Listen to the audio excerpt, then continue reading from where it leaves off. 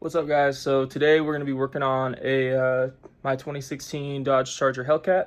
We're going to be replacing the water pump. There's not very many videos on this, and the ones there are out there, they aren't very, they don't really show you the steps to do it.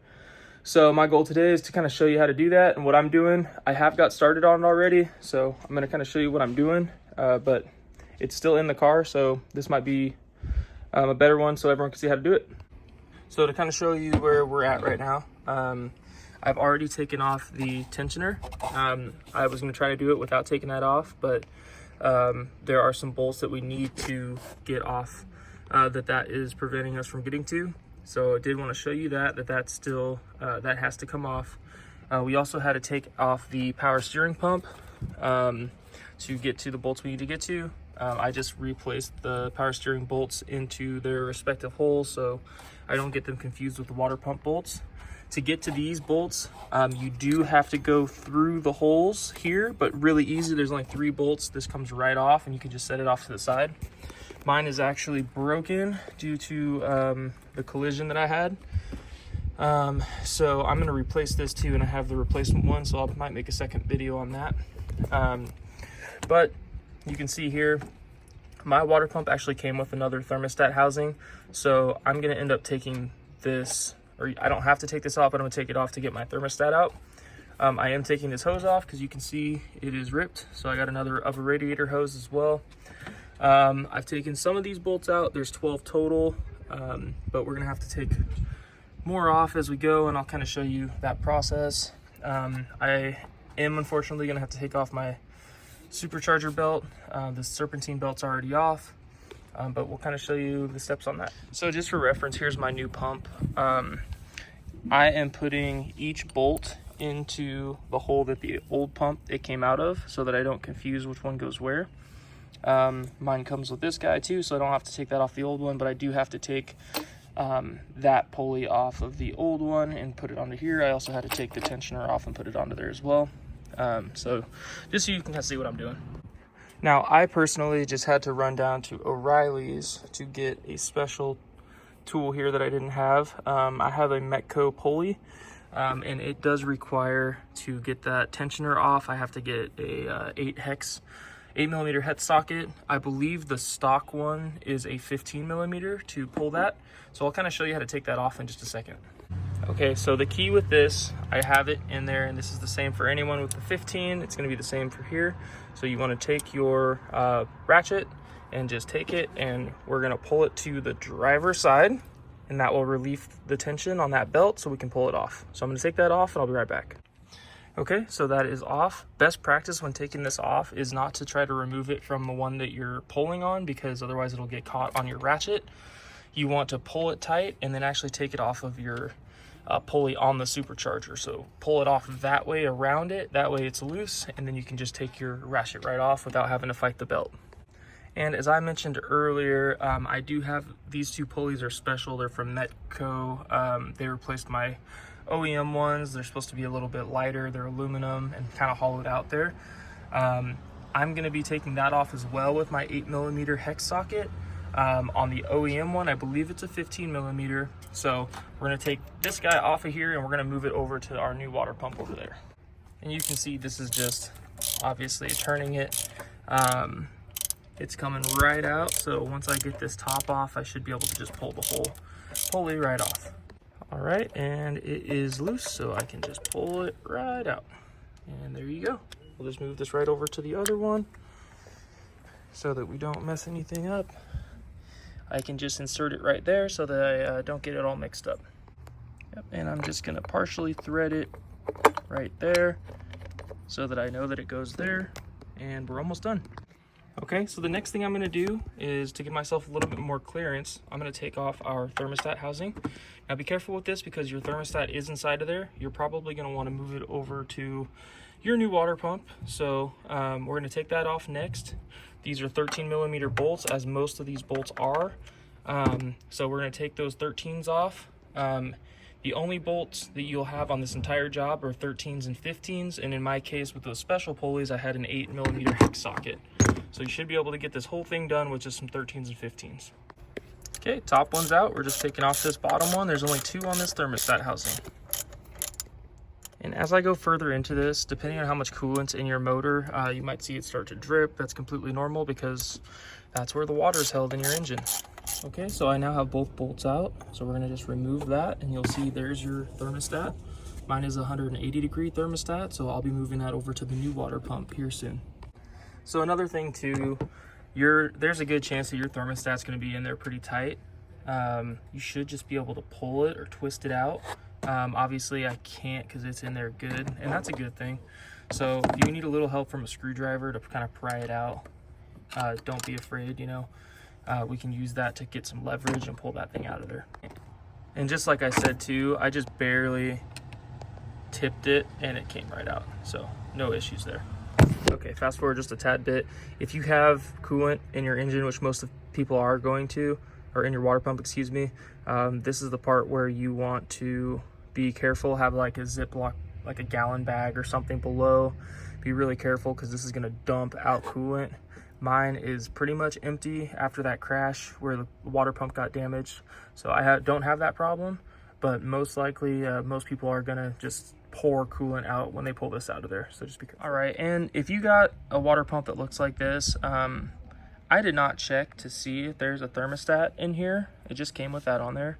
I'm assuming there's an OEM thermostat, so I'm gonna put my 180 thermostat in there to replace it, but I'll do that just a little bit once I get the old water pump off. I am also gonna be opting to take, I just started unscrewing, this is a 13.2, but I'm gonna take this pulley off as well. It might not be necessary for some people, but when I was trying to take these guys off, this gets in the way when you're trying to pull it off. So I'm not gonna reuse this off the old water pump. I'm just gonna take it off so that it's not in the way. So taking that guy off of there. So it's just not messing with our way of getting these other bolts off. And like I said, most of this is just a 13. That was no different. So we're gonna just keep using our 13 here, and we'll just start pulling the rest of these guys off. All right, so I got all the bolts out. I took the pulleys off here. You don't need to take this guy off. I don't even know if you can take that off. The only thing left to do now is to undo this hose here. And then I believe there's another one there. So I'm gonna take these guys out, and then it should be free to come out. Okay, before I go much further, one thing I did notice, and this hasn't been mentioned on anything I've seen, if you look right there, so this is connected into the water pump and it runs back. There's a bolt there, and that's connected to this. So we're gonna take that out so that we can pull this guy out, so that it's free. All right, and that bolt is gonna make a liar out of me because that is a 10. So you will need a 10 as well as that 13 and the 15 for this job. Okay, so that little guy's out of there. I think that whole purpose was just to hold it in place, nice and shiny. So we're gonna try to pull this out now. Should just come, hopefully come right out. I might need to use a little screwdriver for leverage, but there it goes, right out, perfect. Now we just gotta take that hose off. This one I'm not looking forward to because it does have one of these fun clamps, and it's rotated in a kind of strange angle. So I'm gonna have to get some pliers in there and try to get that band off so that I can pull the hose off. Well, when you pull this water pump back, expect coolant to just dump out, obviously. I didn't think there was any coolant left in my car. I was wrong, so that is pouring out right now. Yeah, so I just used a screwdriver and put it between here and here, pop that out, but you might want to put a pan or something underneath, otherwise coolant's going to spill everywhere like me. So yeah. Also, reason why I did that without removing that hose is because this clamp is like really back there, and I cannot get to it with pliers. So I just freed up the pump so that I have some play with that hose so that I can get to that hose clamp a lot easier with pliers. Okay, well, that was difficult. So this is in the way, this guy. That is gonna be the difficult part. My hose is still attached, but now that this is free, I can get the angle I need to get that hose clamp off. But yeah, I just muscled that thing out of the way. If you want to do this a really much timelier way, you could take this pulley off, and then that would give you room to pull the water pump out without having to muscle that. This guy is what I'm talking about. Boom, boom, boom. But if you want to take that pulley off, you have to take the whole supercharger off. So don't do that. That would take much longer. But you can finagle this thing out of there if you have some finesse to it. I'm going to take that hose clamp off now. You can see the back there.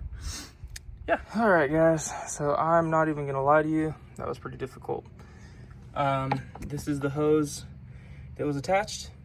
I used a couple of these guys, and then I just used a tiny little flathead to kind of get underneath.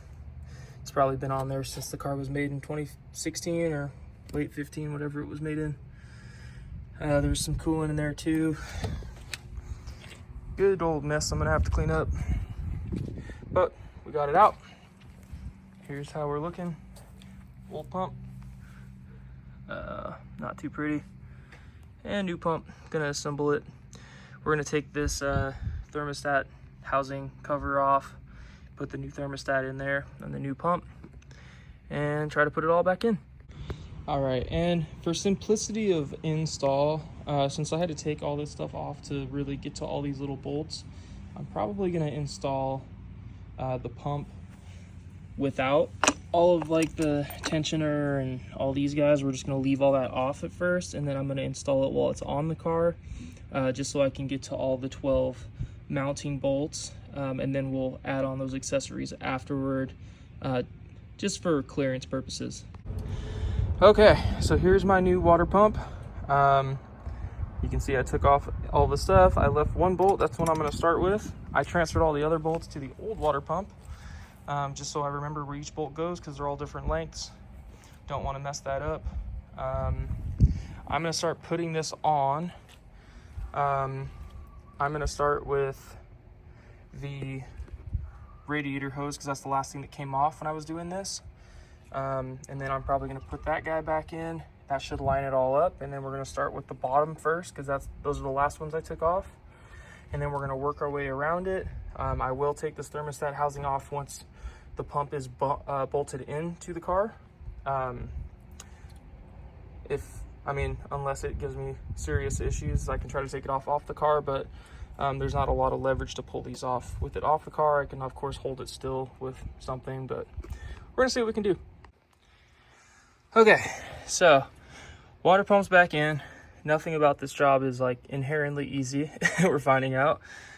You gotta wrestle this guy to get the water pump back into place.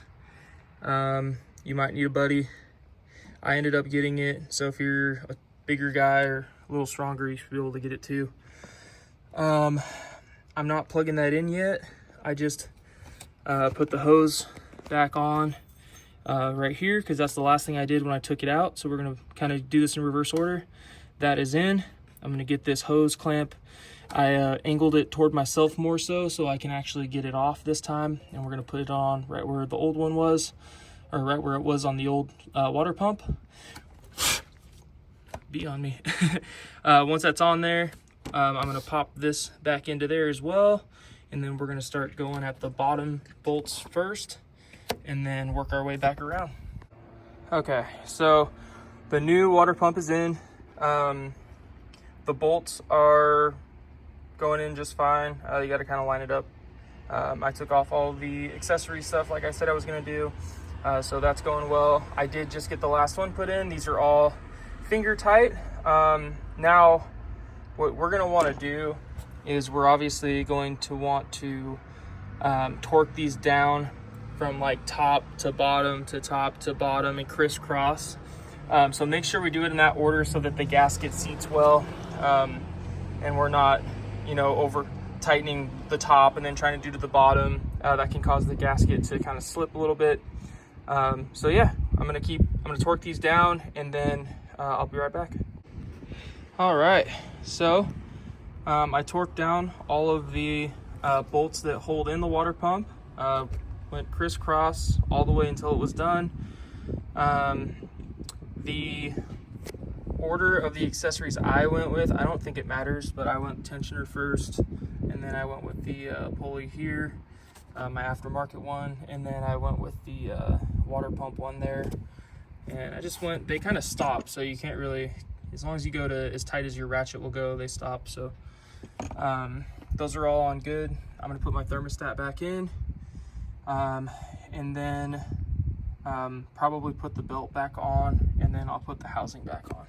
Side note, when you put this thermostat back in, make sure this little flappy thing, they call it like a dog bone, I don't know why they call it that, but make sure it's upward. You want that at the top. So we're gonna put it in, it's gonna be at the top.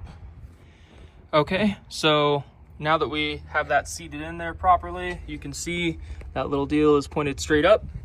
I'm gonna put the supercharger belt back on, the one that we took off at the beginning of the video. We just pull that and we'll put it back on the way that it came off. And then we have to put on, for most of you guys, you'll just put your power steering fluid reservoir back where it belonged with everything. I'm gonna have to actually replace mine, so I'm not gonna put my serpentine, or excuse me, accessory belt back on for this video, because I have to do my power steering fluid. So as far as this goes, we're gonna put that belt on, and then that'll be kind of it. So I will show you how to do that. All right, so we are back. We got that completely installed now.